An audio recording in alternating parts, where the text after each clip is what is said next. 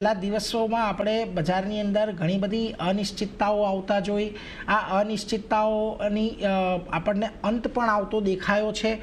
ભારત અને પાકિસ્તાન વચ્ચેનું એસ્કેલેશન હતું એ થોડું હવે શાંતિ તરફ આગળ વધી રહ્યું છે.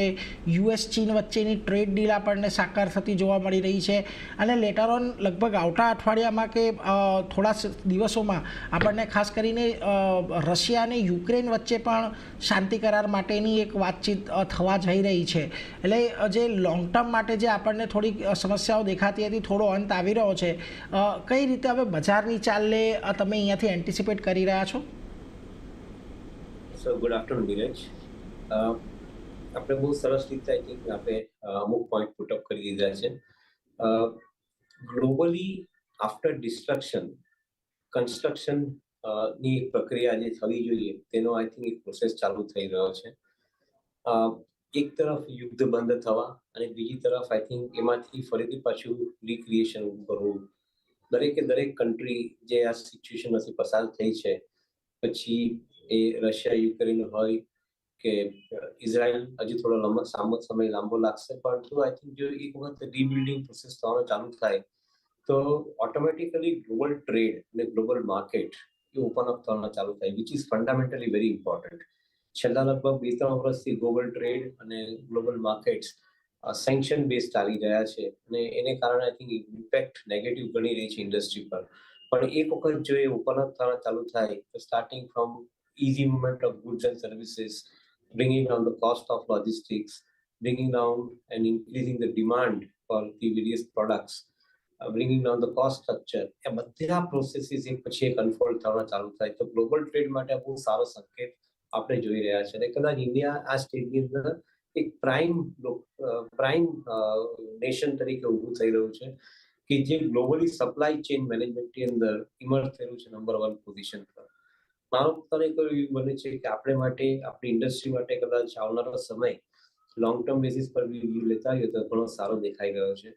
મે બી કદાચ 3-6 મહિનાની અંદર તમને અર્નિંગમાં કંપનીઓનો બદલાવ નહીં દેખાય, પણ આવનારા 5 થી 10 વર્ષનું પ્લાનિંગ કરીને ચાલતા હોય તો કંપનીઓ માટે આઈ થિંક વર્કિંગ્સ ઘણા ઇમ્પ્રુવ થઈને આવશે ઇન એ સસ્ટેનેબલ બેસિસ એવું દેખાય છે. અને on that basis I think we R likely two attract lot of new capital into the country.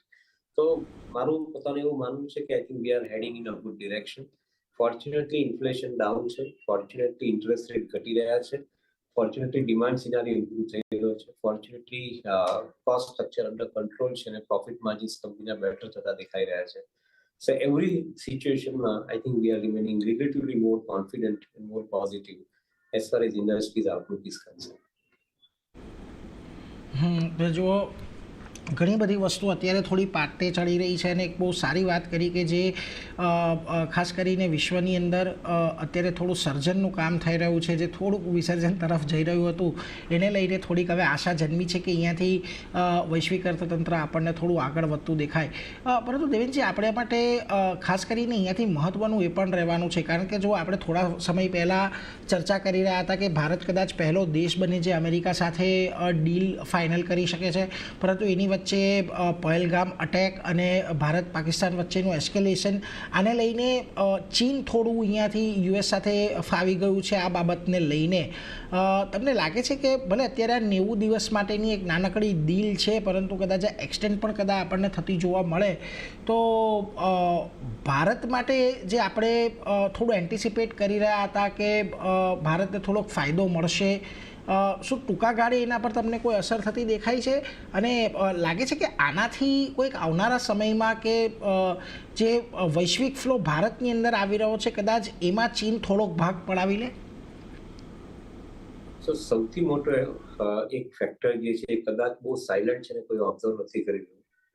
India is emerging as a very cost competitive nation in the world.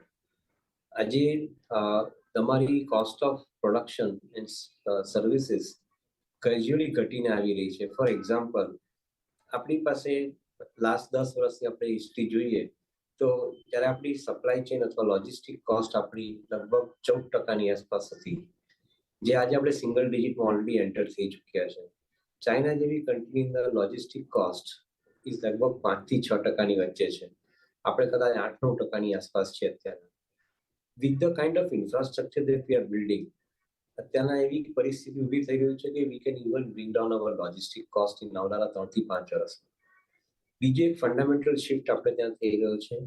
Significant amount of component of renewable energy add થઈ રહ્યું છે તમારી conventional energy સાથે, which means કે અત્યારે electricity આપણે 10 રૂપિયા પર યુનિટની આસપાસ બાય કરીએ છીએ, આજે ઓલરેડી કેપ્ટિવ સોર્સમાં એ લગભગ 2.5 રૂપિયા પર યુનિટ જેટલી કોસ્ટમાં એ લોકો યુઝ કરી રહ્યા છે, which is a very big shift. કારણ કે ઓલરેડી 1/4 પ્રાઇસની અંદર જો તમે ઇલેક્ટ્રિસિટી તમારી અવેલ કરવાની ચાલુ કરો તો globally you will become very very competitive. China આપણા કરતાં ઘણું આગળ વધી રહ્યું છે એ સબ્જેક્ટમાં, પણ ઇન્ડિયા પાછળ નથી, એ ઇમ્પોર્ટન્ટ પોઈન્ટ છે.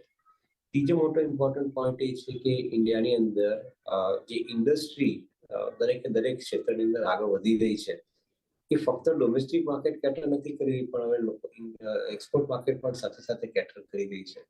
So in my view point PLI scheme is a resounding success, જેને કારણે કદાચ ઇન્ડસ્ટ્રીની અંદર ગ્રોથ મોટો દેખાઈ રહ્યો છે અને હજુ આવનારા સમયમાં એનાથી મોટો આવી શકે. સો આ ત્રણેક ફેક્ટર છે: લોજિસ્ટિક કોસ્ટમાં સેવિંગ, ઇલેક્ટ્રિસિટી કોસ્ટમાં સેવિંગ અને PLI થકી એક્સપોર્ટ્સ. એ મારા ખ્યાલથી પ્રાઇમરીલી મોટા ઇમ્પોર્ટન્ટ ફેક્ટર ગણવા જોઈએ. એની સાથે સાથે inflation under control, interest rate under control અને ઇન્ડસ્ટ્રીની કેપેસિટી વધવી ઇન્ફ્રાસ્ટ્રક્ચરની અંદર ઇન્વેસ્ટમેન્ટ થવાને કારણે મારું એવું માનવું છે કે I think India is remaining on a very strong wicket globally પોતાના ટ્રેડ માટે. કદાચ ચાઇનાના અને યુએસના ટેરિફના સ્ટ્રક્ચરને કારણે આપણે ફાયદો થવાનો છે, નુકસાન થાય એવું નથી લાગતું. Because what we have done is કે યુએસના પ્રોડક્ટ્સની અંદર આપણે we have brought down the equity to almost zero level. And correspondingly, I think suppose if we are selling our products at equivalent amount of tariff, maybe I think USC અંદર અમારો exports will increase. So I am relatively more confident and optimistic. Even if Tata Motorsના JLRના પોર્ટફોલિયોની વાત કરીએ example તરીકે, તો I think જે યુકેની સાથે બી tariff deal થયું તેની અંદર આઈ થિંક જે JLR પોર્ટફોલિયો પ્રોડક્ટ્સ અમેરિકાની અંદર 10% ડ્યુટીની અંદર ઇમ્પોર્ટ થતા હોય, જે પહેલા 27.5% ડ્યુટીની અંદર ઇમ્પોર્ટ થતા હતા.